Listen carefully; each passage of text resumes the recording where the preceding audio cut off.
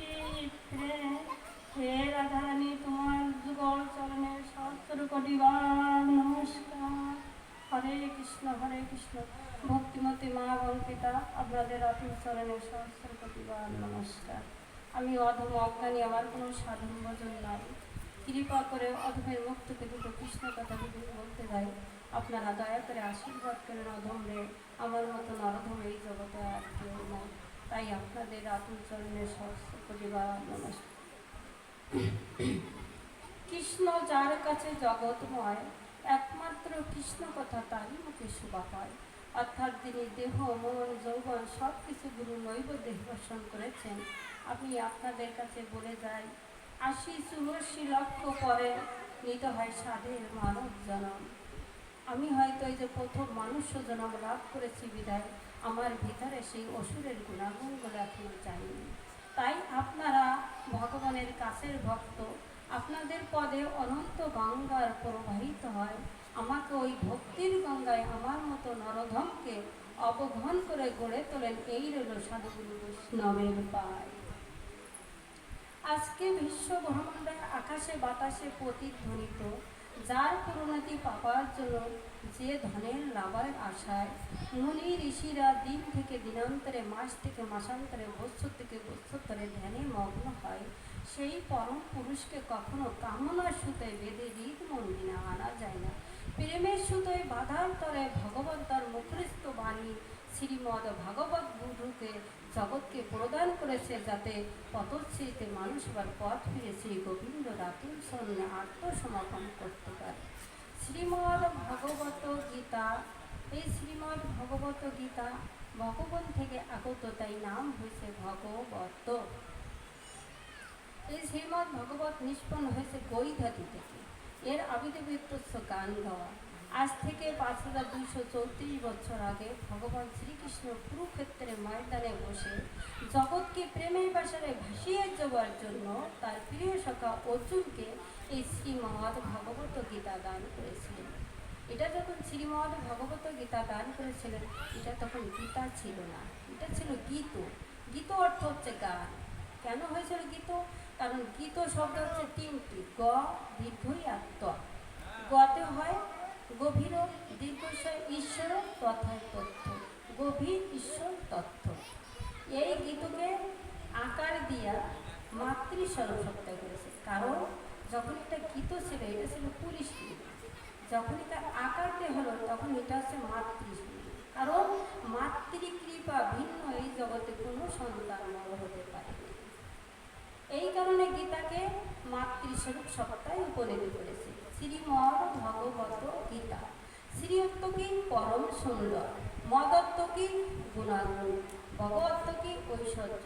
বত অর্থ কি? আত্মসমর্পণ করা। গীতা হচ্ছে জ্ঞান, ভগবত হচ্ছে ভক্তি। জ্ঞান আর ভক্তি মিলে নিজেকে যদি শ্রী গুরু নৈবেদ্য হিসাবে অর্পণ করা যায়, সেই ভক্তি ভাবাবেশে শ্রী ভগবানের ভক্তের সঙ্গে মিলন বাসন গড়ে তুলে নেয়। এই হচ্ছে শ্রীমদ ভগবত গীতা। নবলক্ষে গ্রন্থের মধ্যে একটি মাত্র গ্রন্থ হচ্ছে আমার প্রভুর মুখোচ্চিত বাণী শ্রীমদ ভাগবত গীতা। এই শ্রীমদ ভগবত গীতা ভগবান সরাসরি তার মুখস্থ বাণী।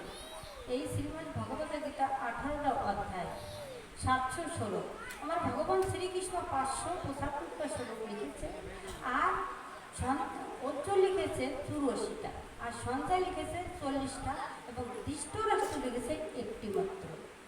ধর্মক্ষেত্রে কুরুক্ষেত্রে সমবেত যদুচ্ছ মনকা পাণ্ডব কিম্বু অকল্পিত সঞ্জয়, এটা কে লিখছে? ধৃষ্টরাষ্ট্র। এই ধৃষ্টরাষ্ট্র একটি সঞ্জয় লিখেছে। কেন আগে অন্ধ দিয়ে এটি শুরু হয়েছে? কারণ আমরা যখন ছোট ছিলাম তখন আমরা ছোট্ট শিশু, অন্ধ, আমরা কিছু বুঝি না, আমরা অন্ধ হয়ে জন্মগ্রহণ করছি এবং সঞ্চয়কে দিয়ে শেষ করেছিলেন। সঞ্চয় হচ্ছে সম্মুখে জ্ঞান আছে যার, সেই হচ্ছে সঞ্চয়। এই সঞ্চয়কে যে শেষ করছে, যে আমরা ছোট শিশু ছিলাম, আস্তে আস্তে ধীরে ধীরে বড় হয়েছি, আমরা যেন এই জগতে এসে আমরা যেন জ্ঞান অর্জন করে আবার যেতে পারি, আমরা যেন অন্ধ না হয়ে যাই। এই কারণে ধৃষ্টরাষ্ট্র এই প্রথম শ্লোকটি এই কারণে লিখেছে। কি বলেছে? বলছে, সঞ্জয় সঞ্জয় তখন রাজপ্রাসাদে বসে বলছে, তুমি দেখো তো আমার পুত্ররা এবং পাণ্ডবেরা যুদ্ধে কি করিতেছে। কারণ ওকে এই দিব্য জ্ঞানটা দিছিল বেদব্যাস, কৃষ্ণ দ্বৈপায়ন বেদব্যাস। এই এই দিব্য চক্ষু দিছিল বিদায় সে বাড়ির থেকে যুদ্ধক্ষেত্রে সব কিছু দেখিতে পাচ্ছে। এই কারণে শ্রীমদ্ ভগবত গীতা সব কিছু সঞ্জয় দেখতে পাচ্ছে। এই শ্রীমদ্ ভগবত গীতা, কারণ এই পৃথিবীতে যত যত পূজা আছে একমাত্র মাতৃ পূজা হচ্ছে প্রধান পূজা। কারণ যে নিজের মাকে পূজা দিতে পারে না সে জগতের কোনো পূজা সফল করতে পারে না। এই কারণে গীতাকে মাতৃস্বরূপ সত্তায় উপনীত করেছে। কারণ আমাদের দেহে আছে 206টি হাড়। এই 206টি হাড় যদি একসঙ্গে ভেঙে যায় তবে কি বেদনা, তার সে দ্বিগুণ বেদনা হচ্ছে প্রসব ব্যথার বেদনা। এত বড় মাঝখান দিয়ে, এত বড় বেদনার মাঝখান দিয়ে আমার মা আঁচলটা কেঁদে কেঁদে বলছে, তুমি আমাকে একটা কৃষ্ণ ভক্ত সন্তান দাও। কারণ মা থেকে পবিত্র শব্দটি পৃথিবীতে এখনই আসেনি। আর সেই মা ডাক যদি কোনো কৃষ্ণ ভক্ত সন্তান ডাকে তার সে জগতের মধুর প্রসাদ নাই এ জগতে। এই কারণে যত দুঃখ যত কষ্ট দেও না ভগবান, তুমি আমাকে একটা কৃষ্ণ ভক্ত সন্তান দাও। ওই কৃষ্ণ ভক্ত সন্তানের মুখে আমি যেন একটু মা বলা ডাক শুনতে পারি। সেই কারণে যুগে যুগে সতী সাবিত্রীরা ভগবানের রাতুল চরণে পুজো দিতে বলছে, হে গোবিন্দ, আমি যদি কোনো জন্মে মা হই তবে আমি যেন তোমাকে সন্তান হিসেবে পাই। কারণ তোমার মুখ থেকে যদি আমি মা বলা ডাক শুনতে পাই তবে মানব জীবন যেন আমার ধন্য হয়ে যায়। এই কারণে সতী সাবিত্রীরা পুজো দিতে যে ভগবানের রাতুল চরণে নিবেদন করেছিল। কেন করেছিল? কারণ মার কৃপা ভিন্ন কোনো সন্তান তো বড় হয়নি। মার শক্তি হচ্ছে প্রধান শক্তি। এই পৃথিবীতে যত যত রং আছে সমস্ত রং মিশালে সাদা রং। পৃথিবীতে যত যত শক্তি মিশালে সমস্ত শক্তি প্রধান শক্তি হচ্ছে মাতৃশক্তি স্বরূপ। এই কারণে মাকে জগৎকে মার কৃপা ছাড়া কোনো সন্তান বড় হতে পারে না। এই মাকে কখনো যেন কেউ অবহেলা করে না। মা এবং পিতা, বাবা এবং মা, এই দুইজন হচ্ছে জ্যান্ত দেবতা। আগে এদের সেবা, তারপর হচ্ছে ভগবান শিবা। এদের সেবা না হলে জগতে কিছু হবে না। আগে ঘরে যে দেবদেবী থাকে, এই জীবিত দেবদেবী, এদের পূজাটা আগে পূজা, তারপর হচ্ছে আমাদের ওই দেবদেবী। কারণ মা বাপের যদি সন্তুষ্ট করা যায় পৃথিবীতে আর কোনো দেবদেবতা সন্তুষ্ট লাগে না। যদি মাকে একটা প্রণাম সন্ধ্যার সময় করা যায়, মা আমাকে একটা আশীর্বাদ দেবে, ওইটা আমার রক্ষা কবচ। পিতাকে যখন আমি সন্ধ্যার সময় প্রণাম করবো পিতা বলবে তোমার কৃষ্ণ ভক্তি হোক, তুমি দীর্ঘজীবী হও। এই আশীর্বাদটা টাকা দিয়ে আনা চায় না মা।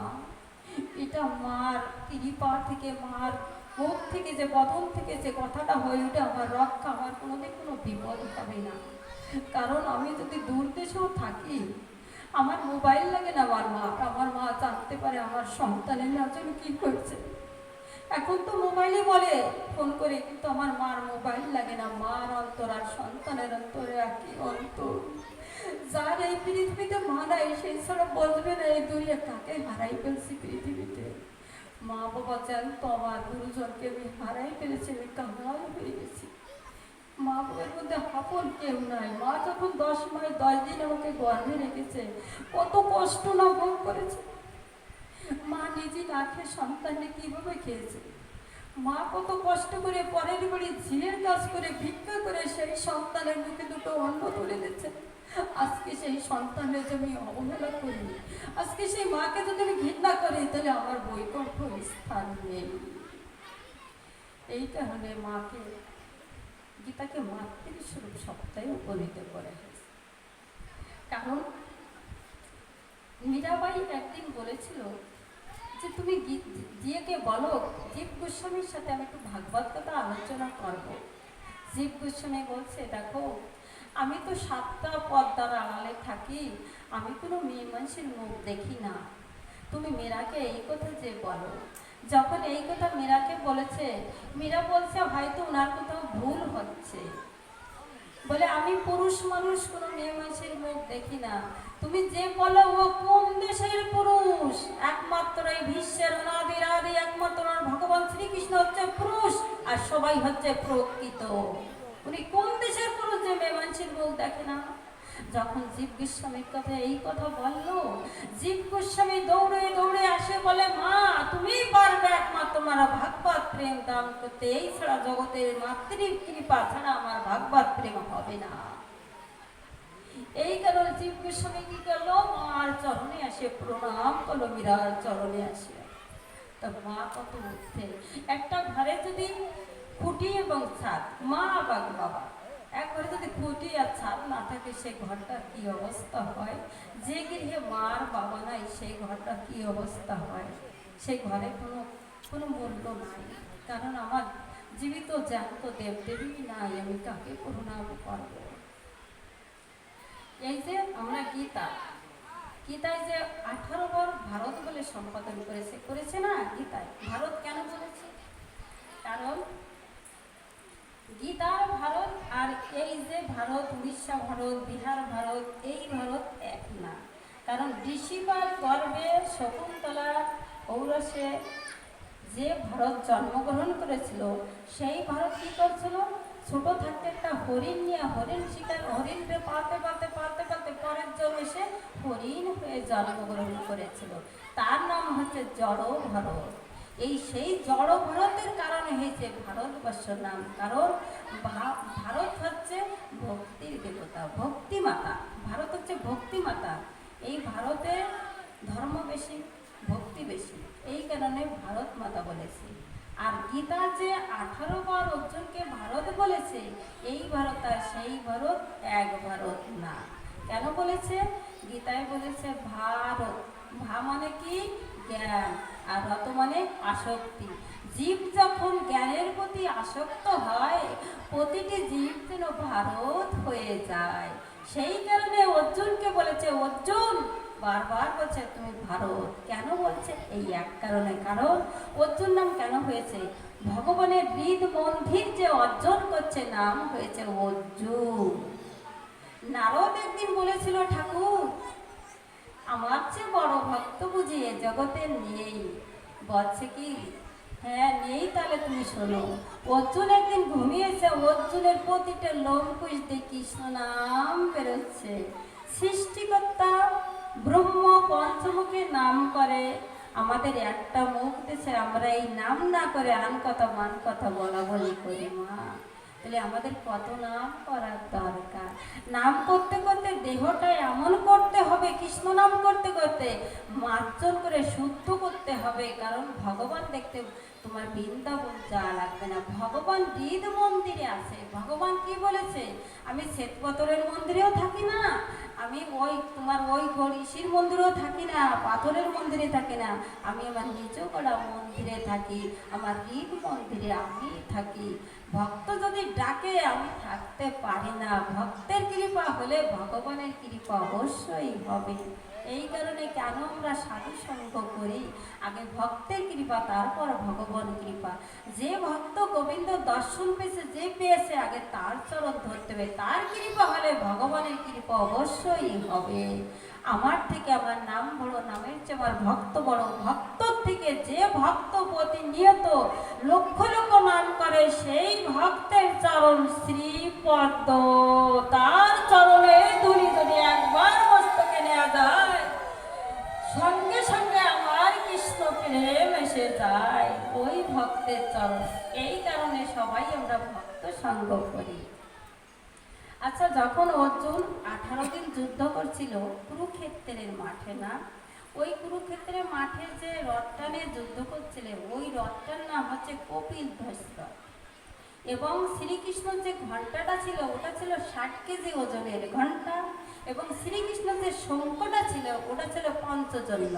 আর অর্জুন যে শঙ্খটা বাজিয়েছিল, ওটা ছিল দেবদত্ত। এই শঙ্খ দিয়ে ওরা বাজিয়ে ওইখানে যুদ্ধ করেছিল। কিন্তু অর্জুন এবং পাণ্ডব পুরুষরা কারা? এইটা না?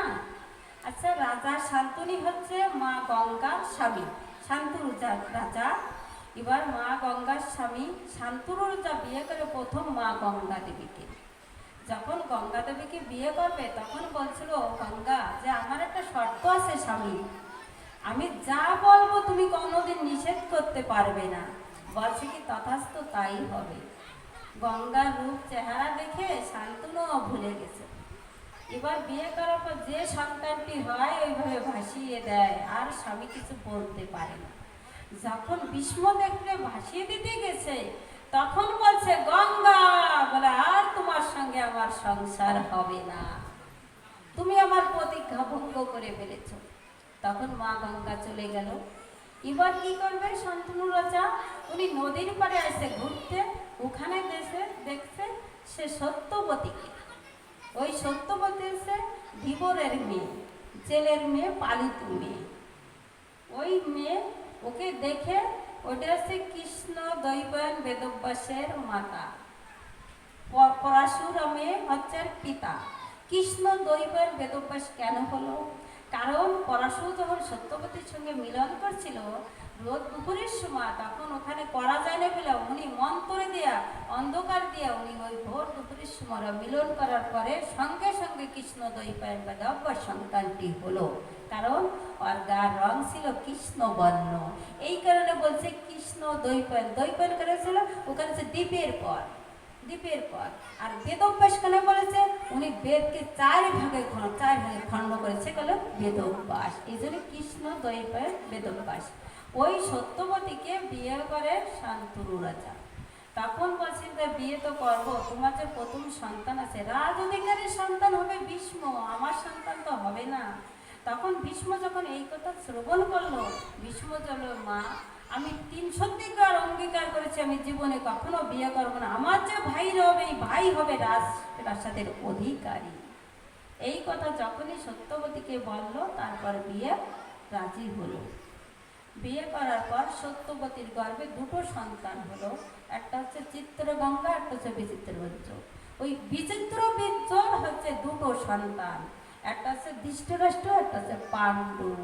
ওই পাণ্ডুর হচ্ছে 5টা সন্তান আর ধৃষ্টরাষ্ট্রের 100 সন্তান। গান্ধারী, গান্ধারী। এবার ওই পাণ্ডু বিয়ে করছে দুটো, একটা হচ্ছে কুন্তি, একটা হচ্ছে মাদ্রী। এবার কুন্তির হচ্ছে 3টে সন্তান, যুধিষ্ঠির, ভীম আর অর্জুন। আর মাদ্রী হচ্ছে দুটো, নকুল ও সহদেব, এটা 2 ভাই। এবার বলছে কি কুন্তি আর ওই পাণ্ডুর যে দুটো সন্তান, এবার ওই 5 জন আর এই 100 জন পাশা খেলা নিয়ে দ্রৌপদীর নিয়ে এই তো যুদ্ধ শুরু। তার ধৃষ্টরাষ্ট্রের প্রথম সন্তান হচ্ছে দুর্যোধন এবং তার স্ত্রীর নাম হয়েছে ভানুমতি। যখন যুদ্ধ শুরু হলো তখন ভীষ্ম হচ্ছে ওদের দাদু গুরু 100 ভাই। এবার দুর্যোধন বলছে আমার খাবা আমার ফরবা, যুদ্ধে যে যায় সে মারা যায়, দাদু তুমি একটু আশীর্বাদ করে দিতে পারো না, আমাদের স্ত্রীর যেন সীতায় সিঁদুর থাকে। এই কথা যখনই শুনছে আমার ভগবান শ্রীকৃষ্ণ তো অন্তর্যামী, সে যে দ্রৌপদীদের রাত 12টার সময় ডাকছে, দ্রৌপদী ও সখী শোনো, এই রাত 12টার সময় কে আমার ডাকে? বলছে আমি কৃষ্ণ তোমার সখা। বলে এত রাত্রে কেন? তাই তুমি শোনো না, এসো আমার কাছে। তখন বলছে আসো, এই ঘরে যে ভীষ্ম রয়েছে ধ্যানমগ্ন, তুমি ওখানে যাইয়া ভীষ্মের কাছে আশীর্বাদ নিয়ে আসবা, তোমার সীতা সিঁদুর যেন কমে না। যখনই এই কথা বলেছে আমার ভগবান কি চায়? ভক্তেরও চরণ ধরে আমার ভগবান চায়। তখন দ্রৌপদী একটা খড়ম পায়ে হাসছে, বলছে তুমি খড়মটা পায়ে যেও না, শব্দ হলে তো ভীষ্ম ধ্যান ভেঙে যাবে, ওই চরণটা আমার কাছে দাও, আমি। এবার আমার ভগবান ওই চরণটা পাইয়ে কি করছে জানেন? এই তো আমার সুযোগ, এই তো আমার ভক্তের চরণ ধুলি। তখন ওই চরণটা একবার মাথায় রাখছে, একবার বুকে বলছে যে আমি জীবনে তো কোনোদিন ভক্ত সঙ্গ পারতে পারলাম না, আজকে ভক্তের চরণ ধুলিটা আমি মস্তকে মানালাম। আর ওই চরণ ধুলিটা বুকে দিয়ে গোবিন্দর চোখে দর দর করে জল পড়ছে আর বলছে ভক্তের কৃপা না হলে কোনো কিছু হয় না, ভগবানও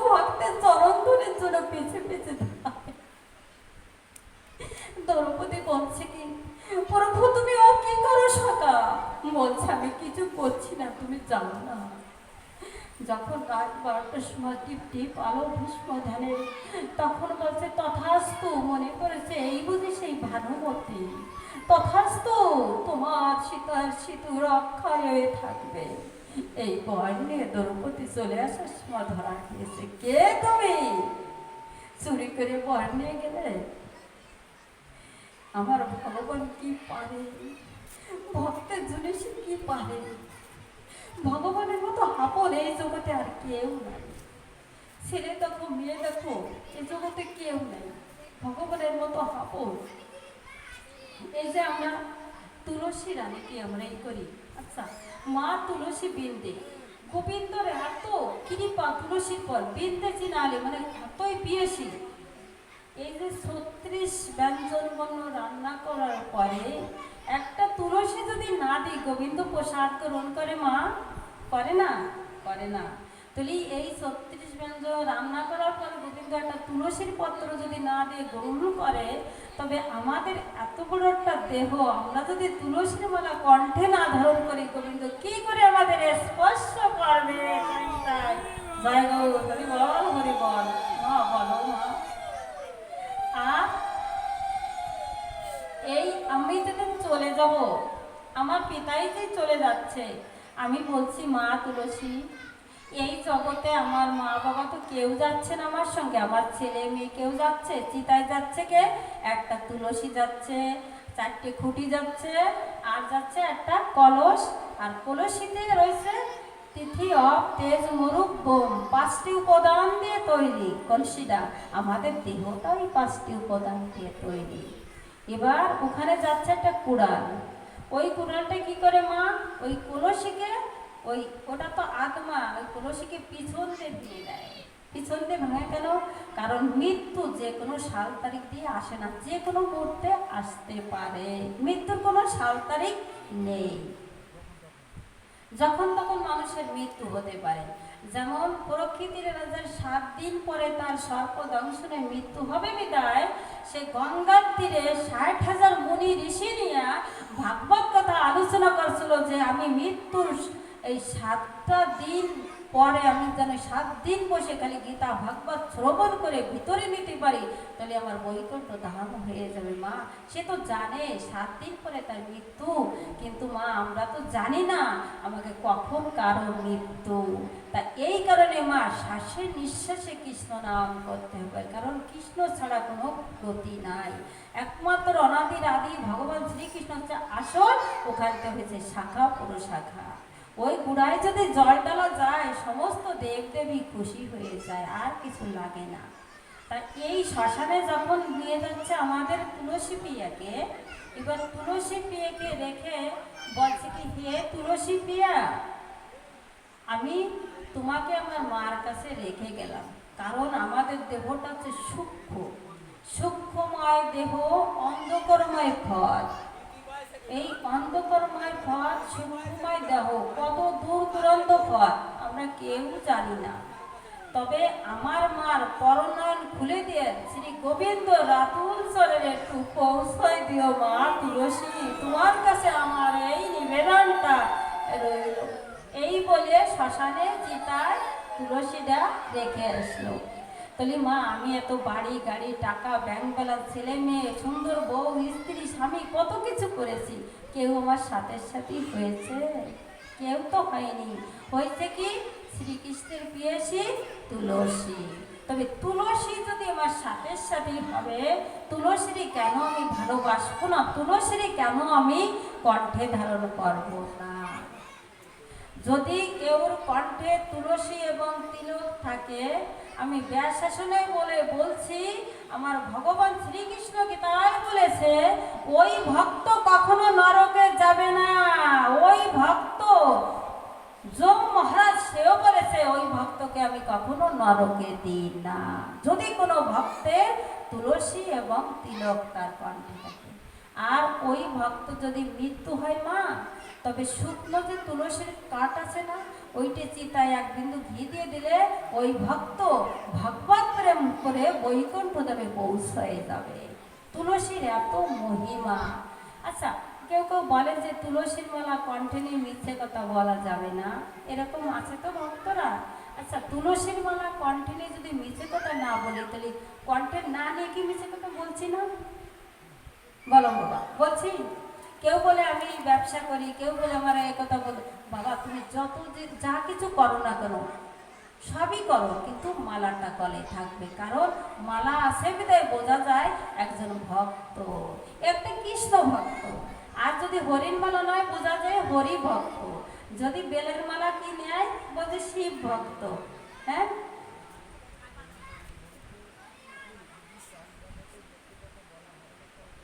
না না না না না, মিথ্যে কথা কে না বলে? যার দুটো সন্তান আছে, একটা সন্তানের বেশি ভালোবাসে, একটা কম ভালোবাসে, একটা টাকা দিয়ে বলে ওকে তুই বলিস না, এগুলো কি বলি না? আমরা তো মা হয়েছি, আমরা বলি না?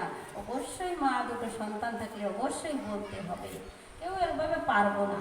তারপরে দেখা যায় তুলসীর মালা কণ্ঠে ধারণ করলে, আমি যদি সিনেমায় হলে যাই, কোথাও কাছাকাছি যাই, তখন 10টা বার যাওয়ার পরে একটা বার বিবেকে বলবে, যেমন লজ্জাপতি গাছ, তার কোনো ধারণ শক্তি নাই, তার পাশে হাঁটে গেলে লজ্জায় এ যায়। তাই তুলসীর কণ্ঠ যদি থাকে গলায় মালাটা, তবে আমার একবার বিবেকে বলবে, আমার এই জায়গা তো না। এক ভক্ত বলবে, তুমি এখানে কেন? তুমি তো এখানে না, তোমার রাস্তা তো এখানে না, বলবে তো। তবে এই জন্যই তুলসীর মালা ছোট বড় সবার নেওয়া দরকার। মা তুলসী, তুলসী থাকলে যম মহারাজ তার কাছে আসবে না, দূরের থেকে প্রণাম করবে যম মহারাজ। তুলসীর এত কৃপা। তুলসী থাকলে এই যে বজ্র মাথায় পড়ে না, যে কোনো সময় যদি মৃত্যু হয়ে যায়, তুলসীর মালা গলাতে ক্ষতি নেই, তুলসীর মালা সব চলে যেতে হবে। কারণ আমি যখন বৈকুণ্ঠে নদীর কাছে যাব, তখন এই তুলসী আমাকে বলবে, হে প্রভু, তুমি ওকে অপার করে রেখেছো কেন? আমি তো কণ্ঠে ছিলাম, তুমি ওকে পার করো। কে বলছে মা? এই তুলসী আমার সঙ্গে কথা বলছে। তাহলে তুলসীর গুণ যদি এত হয়, আমরা আজ থেকে আর ভুল করব না, যে যে না নিছি সবাই নেব, এতে ছোট বড় কোনো ভেদাভেদ নাই। তুলসী সবার জন্য, জন্ম মৃত্যু তুলসী। জয় রাধে, জয় নিতাই। এই কারণে ভগবান শ্রীকৃষ্ণ তুলসীকে এত প্রিয় করেছে।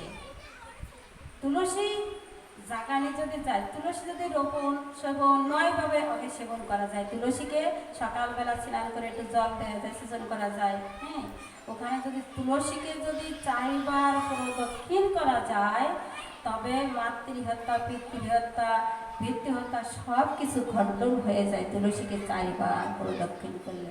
জানি কানি চ পাপানি ব্রহ্ম হত্যাদি কানি চ তৎ সর্বাং বিল্লং জাতি তুলসী তৎ প্রদক্ষিণ। এই হচ্ছে 4বার। এই 4বার যদি তুলসীকে এই মন্ত্রটা বলে প্রদক্ষিণ করা যায়, মা, জ্ঞানে অজ্ঞানে ব্রহ্ম হত্যা যে কোনো পাপ জীবনে করে থাকি মা কেন, এই 4টা বার প্রদক্ষিণ করলে সমস্ত পাপ ভস্ম হয়ে যায়।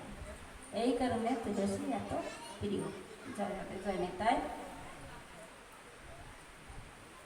এবার আমরা একটু ভাগবতের কথা আলোচনা করি।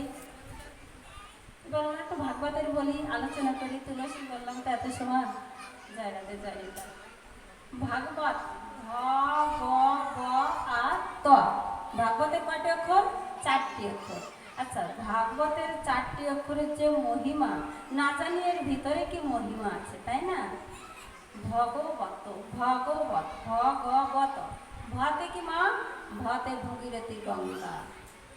ভতে হচ্ছে ভগীরথী গঙ্গা। এবার ভগীরথী গঙ্গার কাজ কি?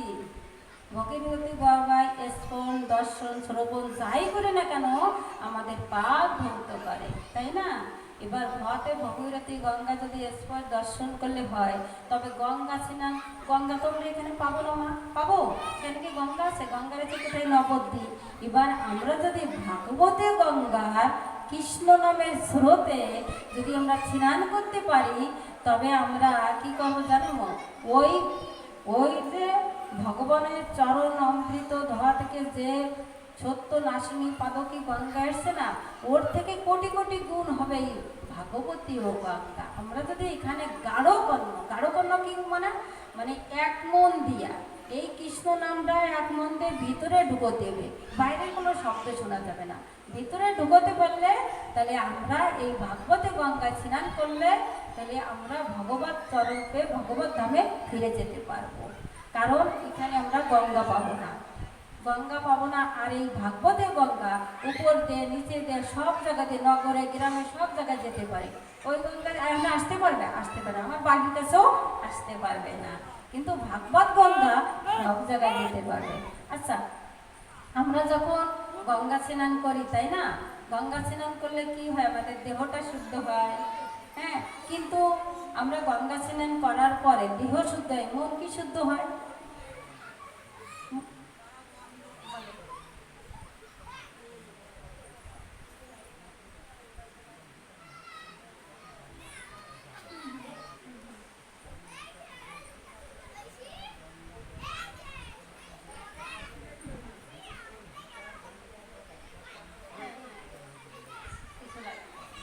না না,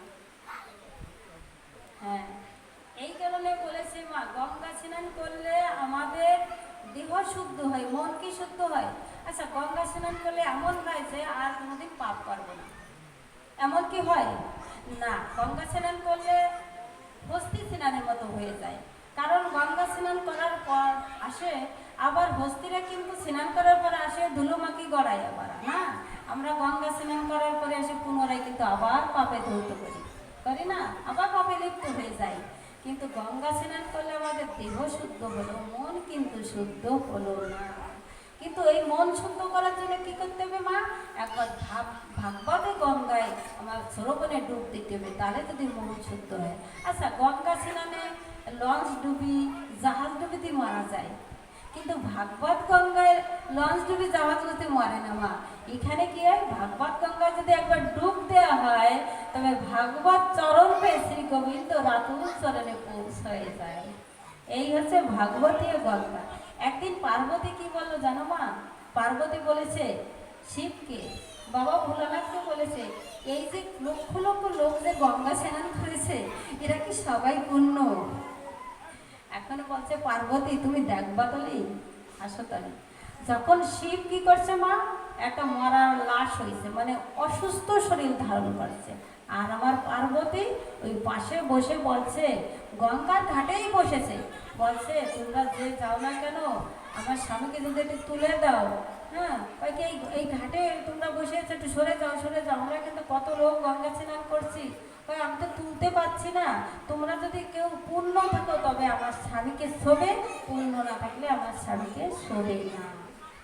এখনো লক্ষ লক্ষ যায়, যখনই লোক শুতে আসে বলে শোনো, যদি পূর্ণ যদি না থাকে তবে সে কিন্তু মারা যাবে। এই করলে আর কি ছয় কেউ, যদি আমি ওই ওই অসুস্থ স্বামীকে ধরলে যদি আমি মারা যাবো তাহলে আমি কি শোবো মা?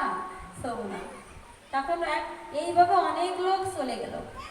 বেলা আমার শেষের পথে সন্ধ্যা আগত, এক মাতাল মদ খেয়ে এসে বলে, ঢুকতে ঢুকতে এসে স্নান করে গঙ্গা স্নান করে এসে বলছে, সরে যাও, এই ভাতের পরে কেন তোমরা বসে আছো? দেখতে পাচ্ছ না আমার স্বামী অসুস্থ, আমি তুলতে পারছি না। তুলতে পারছো না, দাও আমি তুলে দিই। তা বলছে তুমি কি পুণ্যবান, তাই তুমি দেখো নাই আমি গঙ্গা স্নান করেছি, আমি তো এখন পুণ্য, আমার ভিতর তো কোনো পাপ নেই, ধরো। যখন ওর স্বামীকে ধরলো আমার বাবা ভোলানাথ প্রকাট হয়ে গেল। দেখেছো পার্বতী, এই জগতে গঙ্গা স্নান কত লক্ষ লক্ষ লোক করছে, কিন্তু শুদ্ধ হয়েছে কে? একটা মাতলা পাগল যে মদ খায়। আগে হচ্ছে মন শুদ্ধ করতে হবে। এই মনটা যদি শুদ্ধ না হয় মা, তুমি যত নাম ধ্যান ব্রত করো না, কোনো লাভ নাই। আমার যদি জীবনে ভক্তি না থাকে আমি ভগবানকে কি করে দর্শন পাবো? আর মেয়ে মানুষের হচ্ছে একটা গুণ হচ্ছে, মা একটু হইতে থামাও, ছোট ছোটরা কথা বলে তো ক্যাশ ক্যাশ করো। কারণ মা এই মেয়েদের একটা ব্রত হচ্ছে সতীত্ব। মেয়েদের যদি সতীত্ব থাকে তবে সর্বশ্রেষ্ঠ ধর্ম হচ্ছে সতীত্ব। এই মেয়ে মাসি সতীত্ব থাকলে আমার ভগবান শ্রীকৃষ্ণ ওই সেই সতী চরণের নিচে মাটিও সরানোর কোনো কায়দা নাই। আর ওই সতীর গর্ভে ভক্ত সন্তানের জন্ম নেয়। কারণ উড়ো ফেলান চলেছে, প্ল্যাটফর্ম পাচ্ছে না, কোথায় সে পড়বে। কারণ এত লক্ষ লক্ষ মা একটা ভক্ত মা পাচ্ছে না একটা ভক্ত সন্তান জন্মগ্রহণ করবে। আমরা যখন সন্তান জন্ম দিই আমরা তো কেউ বীজ ভালো করে ফেলে নিয়ে মা আগাছার ভিতরে বীজ বলে সংসারটা আগাছা করে ফেলে। কৃষ্ণ নাম দিয়ে কিন্তু আমরা একটা সন্তানও নিই না। যদি কোনো মা বা পিতা কৃষ্ণ নাম করে সন্তান নেয়, আমি দৃঢ়কণ্ঠ বলবো ওই সন্তান হওয়ার পরেই কৃষ্ণ নাম শুরু হবে মা, একবারে। কারণ এই কথাটা আমি বলছি মা, আমি যখন সন্তান নিয়েছি স্বামী স্ত্রী দুইজনে কৃষ্ণ নামে বিলাপিত হয়ে গোবিন্দরে কেঁদে কেঁদে বলছি, হে গোবিন্দ, আমি জীবনে কিছু চাই না, একটা কৃষ্ণ ভক্ত সন্তান দাও, তুমি আমাকে একটা কৃষ্ণ ভক্ত সন্তান দাও।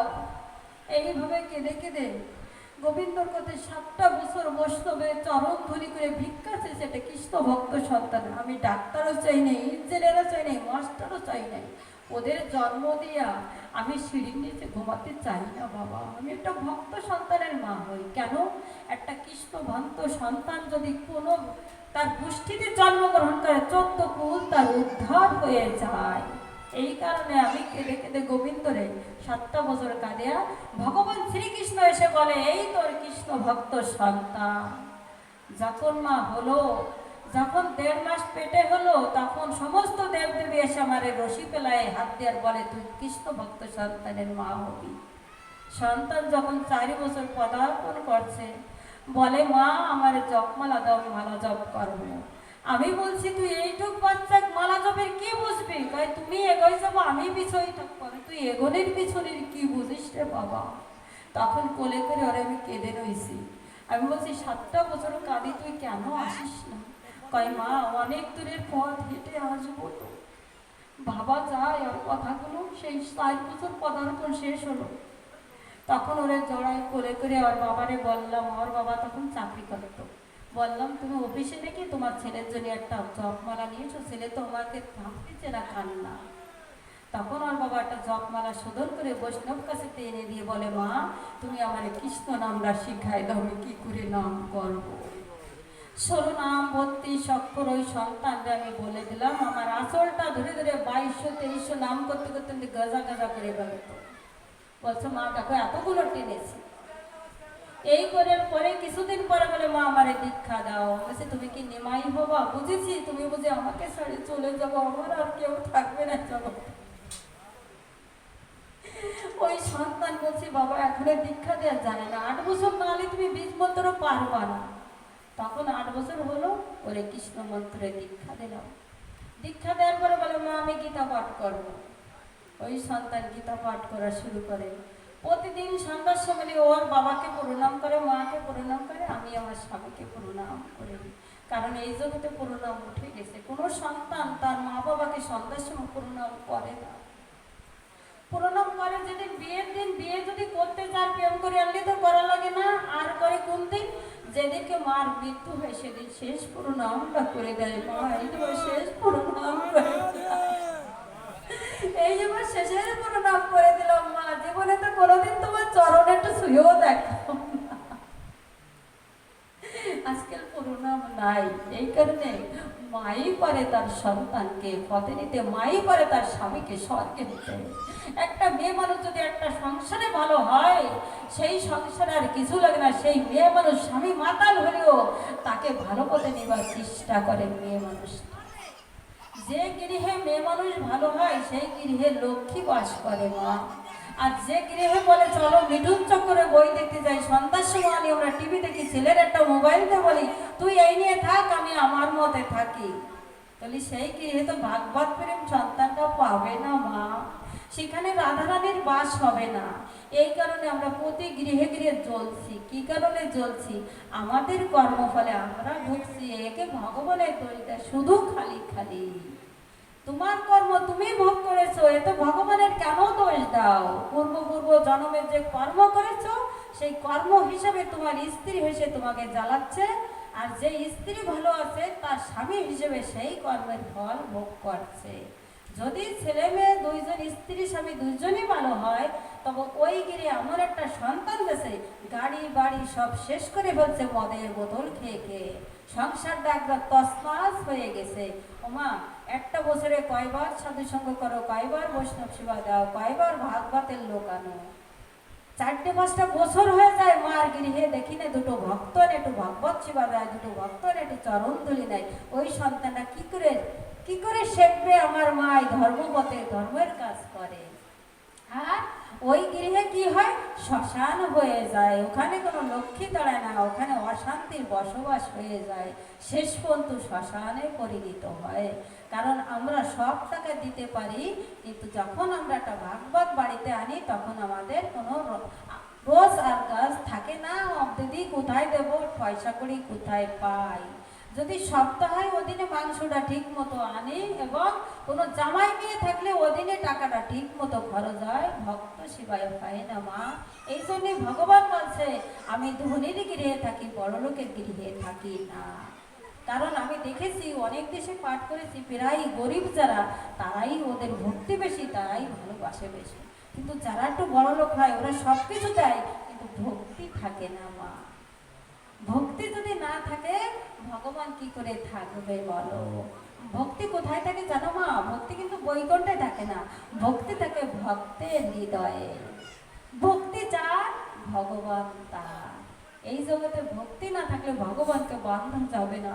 ভগবানকে ভক্তির দ্বারা হৃদ মন্দিরে বাঁধা যাবে। যদি চোখের জল গোবিন্দ নামে দুপুটা করে প্রতিনিয়ত চোখের জল ফলানি হয়, এই জলটা ব্যাংকে জমা থাকবে মা।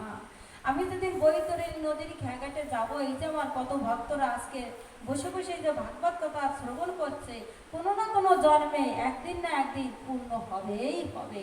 কারণ ধর্ম যতই করবে না কেন, আমাদের পিছনে যেমন ওই যারা একটু অবস্থা ভালো হয় তারা একটা সিসি ক্যামেরা লাগায় বাড়ি, যে যাতে আমার কোনো কিছু না নিতে পারে, সিসি ক্যামেরাটা দেখো।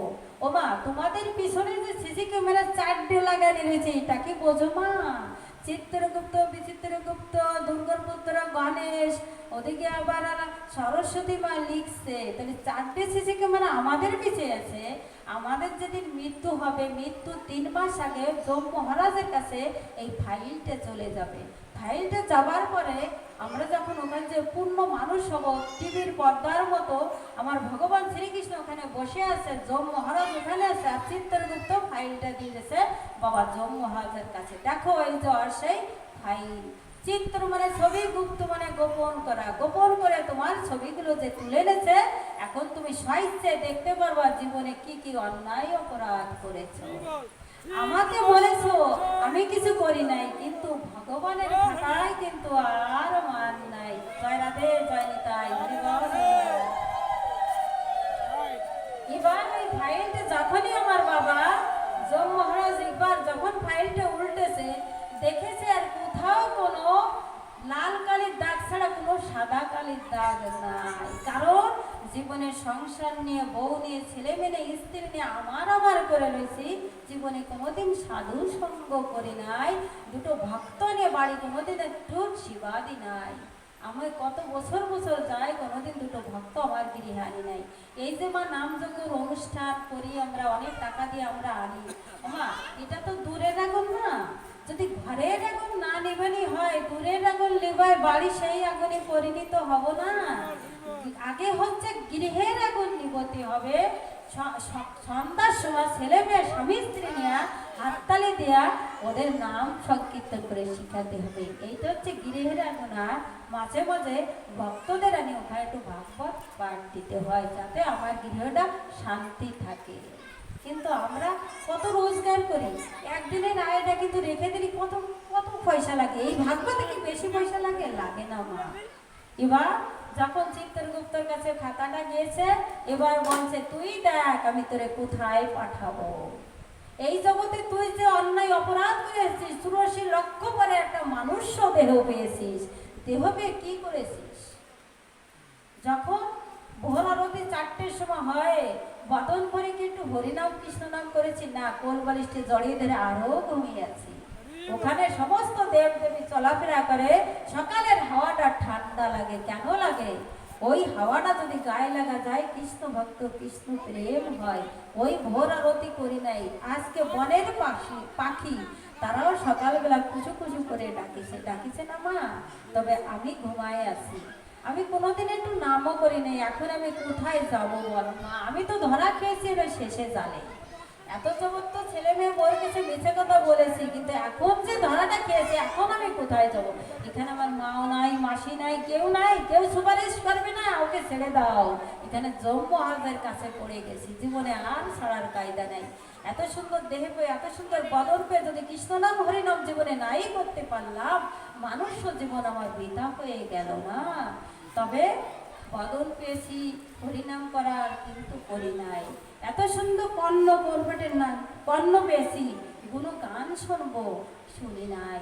এত সুন্দর দুটো হাত পেয়েছি, আমি গোবিন্দ চরণ ভক্ত চরণতে আমরা ধুলি নেব, নি নাই। মস্তক পেয়েছি, আমি সমস্ত ভক্তকে মাথা নিচু করবো, করি নাই জীবনে। আর কি পেয়েছি? দুটো চোখ পেয়েছি। এই কারণে ভগবান শ্রীকৃষ্ণ বলেছে, তোমাকে দুটো সুন্দর আঁখি দিছি, যে আঁখিতে ভক্ত সঙ্গ কৃষ্ণ সঙ্গ দর্শন না হয়, ওই আঁখি কি আঁখি জানো মা? ওটা হচ্ছে ময়ূরের পাখার যে চোখটা, ওই চোখটা মানায় ভালো, দেখতে সুন্দর, কিন্তু ওই চোখে গোবিন্দ দর্শন হয় না। আর এত সুন্দর কর্ণ পেয়েছি, কৃষ্ণ নাম গুণগান শুনবো, কর্ণকুটি তোমার নাম শুনবো, কিন্তু এই কর্ণ কি যায় মা? এই কর্ণ হচ্ছে ইঁদুরের গর্ত, যেখানে আরশোলা ঢুকছে, সুচো ঢুকছে, পরে কালসা ঢুকে ধ্বংস করেছে। আর এত সুন্দর আমি বদন করে মুখ পেয়েছি, যে মুখ দিয়ে হরিনাম কৃষ্ণ নাম ভাগবত কথা গীতা কথা বলি নাই, আন কথা মান কথা বলেছি। গোবিন্দ বলেছে, দাঁড়া, তোরে পরের জন্মে তোরে ঝুলায় রাখবো, যে মুখ দিয়ে খাবি ওই মুখ দিয়ে মল ত্যাগ করবি। আমাকে বাদুর করে রেখেছে মা, গাছে ঝুলায় রেখেছে, আমি নাম করি নাই তো কোনোদিন মা, বুঝি নাই। আমার যখন গায়ে শক্তি ছিল, আমি কৃষ্ণ চিনি নাই, হরিকে চিনি নাই। এখন আমার বল শেষ, এখনই দেখেছি আমার হাপন আর কেউ নাই। ভগবান, তুমি যদি আবার আমার মানুষ জন্ম দাও, তবে আমি বদন করে আবার যেন এই হরিনাম কৃষ্ণ নাম করতে পারি। হে গোবিন্দ।